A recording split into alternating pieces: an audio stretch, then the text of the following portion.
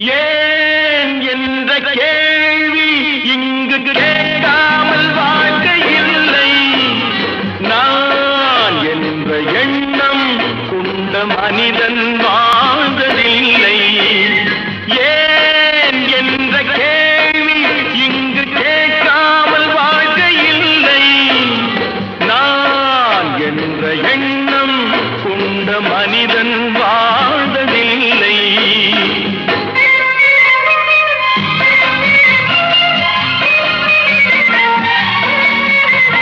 பகுத்தறிவு பிறந்ததெல்லாம் கேள்விகள் கேட்டதனாலே. பகுத்தறிவு